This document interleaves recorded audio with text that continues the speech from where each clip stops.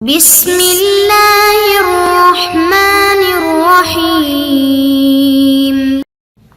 السلام علیکم معزز طلباء کرام، آپ سب کیسے ہیں؟ آج ہم نور الانوار کے سبق نمبر 291 کو پڑھیں گے۔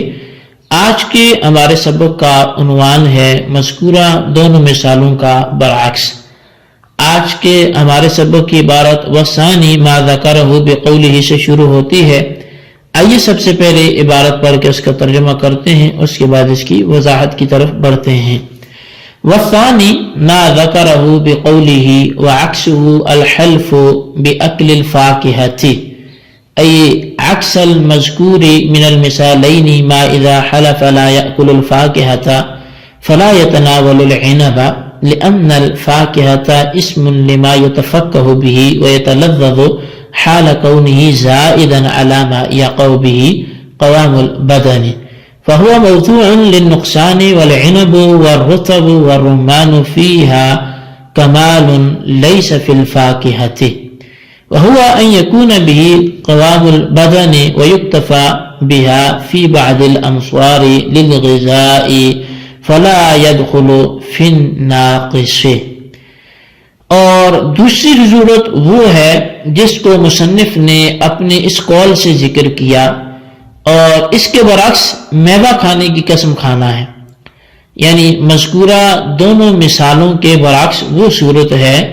کہ کوئی شخص قسم کھائے کہ وہ میوہ نہیں کھائے گا، بس یہ قسم انگور کو شامل نہیں ہوگی، کیونکہ فاکہہ اس چیز کا نام ہے جس سے فرحت اور لذت مقصود ہوتی ہے، اس حال میں کہ وہ اس چیز اصل چیز سے زائد ہو جس سے بدن کا خمیر تیار ہوتا ہے۔ پس فاکہہ نقصان کے معنی کے لیے موضوع ہے، اور انگور، کھجور اور انار میں کمال کے معنی ملحوظ ہیں جو فاکہہ میں نہیں ہیں، اور وہ یہ کہ ان چیزوں سے بدن کا قوام بنتا ہے، مضبوط ہوتا ہے، اور بعض شہروں میں غذا کے لیے ان پر اکتفا کیا جاتا ہے، لہذا انگور ناقص میں داخل نہیں ہے۔ وَأَمَّا إِدْخَالُ التَّرَارِ فِي السَّارِقِ وَإِنْ كَانَ فِيهِ كَمَالٌ أَيْضًا مِنَ السَّارِقِ فَلِأَنَّ ذَلِكَ الْكَمَالَ وَالزِّيَادَةَ لَيْسَ بِمُغَيِّرٍ لِمَعْنَى الْأَصْلِ بَلْ مُكَمِّلٌ لَهُ مِنْ قَبِيلِ دَلَالَةِ النَّصِّ فَيَشْتَمِلُهُ كَاشْتِمَالِ أُفٍّ فِي قَوْلِهِ تَعَالَى وَلَا تَقُلْ لَهُمَا أُفٍّ لِلضَّرْبِ وَالشَّتْمِ بِخِلَافِ زِيَادَةِ الْعِنَبِ فَإِنَّهُ مُغَيِّرٌ لِمَعْنَى التَّفَكُّهِ وَمُضِرٌ لَهُ وَعِنْدَهُمَا يَحْنَثُ بِذَلِكَ كُلِّهِ لِأَنَّهَا مِنْ أَعَزِّ الْفَوَاكِهِ هَذَا إِذَا لَمْ يَنْوِ وَأَمَّا إِذَا نَوَى ذَلِكَ يَحْنَثُ اتفاقا۔ اور رہا جیب کترے کو چور میں داخل کرنا، تو اس میں اگرچہ چور کی نسبت کمال کے معنی ہے، لیکن یہ کمال اور زیادتی اصل معنی میں تبدیلی کرنے والی نہیں ہے، بلکہ اس کے لیے مکمل کرنے والی ہے، اس کو تام کرنے والی ہے۔ دلالت النص کے قبیل سے سارق طرار کو اسی طرح شامل ہوگا جس طرح اللہ تعالیٰ کے قول وَلَا تَقُلْ لَهُمَا أُفٍّ میں لفظ اف ضرب اور شتم کو شامل ہے، برخلاف انگور کی زیادتی کے، کیونکہ وہ تفقہ کے معنی بدل دینے والی ہے اور اس کے لیے نقصان دہ ہے، اور صاحبین کے نزدیک حالف ان تمام چیزوں کے کھانے سے ہانے سے ہو جائے گا، کیونکہ یہ چیزیں نہایت ہی نایاب اور عمدہ فواکہ میں سے ہیں۔ یہ اختلاف اس صورت میں ہے کہ جب کہ قسم کھانے والے نے نیت نہ کی ہو، اور جب اس کی نیت کر لی ہو تو بالاتفاق وہ حانث ہو جائے گا۔ جی طلباء کرام، یہ ہمارے آج کے سبق کی عبارت اور اس کا ترجمہ تھا جو آپ نے سماعت کیا۔ آئیے اب اس کی وضاحت کی طرف ہم بڑھتے ہیں۔ تو آج کے سبق میں ہم نے مذکورہ دونوں مثالوں کے برعکس کے عنوان سے آغاز کیا۔ یہاں سے مصنف دوسری صورت کی مثال بیان فرما رہے ہیں، یعنی جب لفظ ایسے معنی کے لیے موضوع ہو جس میں ضعف اور نقصان ہو، تو اس سے وہ معنی خارج ہو جائیں گے جس میں قوت اور کمال ہو۔ اس کی مثال یہ کہ اگر کسی شخص نے فاکہہ نہ کھانے کی قسم کھائی اور یوں کہا وَاللَّهِ لَا آكُلُ الْفَاكِهَةَ، تو یہ قسم انگور کو شامل نہیں ہوگی، اسی طرح کھجور اور انار کو شامل نہیں ہوگی، یعنی حالف ان چیزوں کے کھانے سے حانث نہیں ہوگا، کیونکہ فاکہہ اس چیز کا نام ہے جس سے فرحت اور لذت مقصود ہوتی ہے اور بدن کو مضبوطی اور غذا مقصود نہیں ہوتی۔ بس فاکہہ ان چیزوں سے زائد ہوگا جن سے انسان غذا حاصل کرتا ہے اور بدن کا قوام تیار کرتا ہے، اور جب ایسا ہے تو فاکہہ میں نقصان کے معنی ملحوظ ہوں گے، اور انگور، کھجور اور انار جن سے غذا حاصل کی جاتی ہے، بلکہ بعض شہروں میں غذا کے لیے انہیں پر اکتفا بھی کیا جاتا ہے اور ان سے بدن کا قوام تیار ہوتا ہے، تو ان میں ایسے کمال کے معنی ملحوظ ہیں جو فاکہہ میں موجود نہیں ہیں۔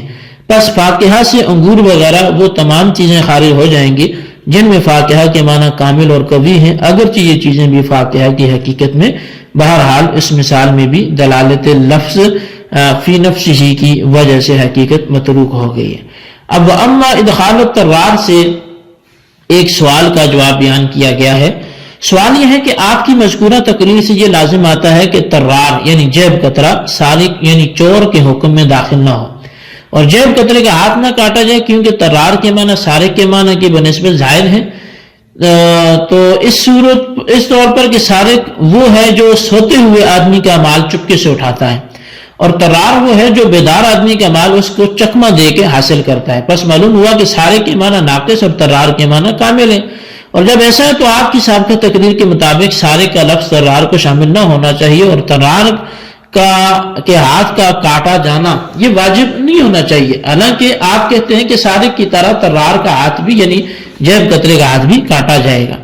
تو اس کا جواب یہ ہے کہ طرار میں سارق کے معنی کی بنسبت اگرچہ معنی کی زیادتی اور معنی کا کمال ہے، لیکن یہ زیادتی اور کمال اصل معنی یعنی سرقہ کے معنی میں کسی طرح کی تبدیلی پیدا کرنے والی نہیں ہے، بلکہ اصل معنی کے لیے مکمل ہے، یعنی اس کو تام کرنے والی ہے، اس طور پر کہ جب چپکے سے کسی کا محفوظ مال لینا جرم ہے تو کسی بیدار آدمی کو غفلت میں ڈال کر اعلانیہ طور سے اس کا مال لینا بدرجہ اولا جرم ہوگا۔ بس جب طرار میں معنی کی زیادتی اور کمال سرقہ کے معنی میں تبدیلی پیدا نہیں کرتی بلکہ سرقہ کے معنی کے لیے مکمل ہے،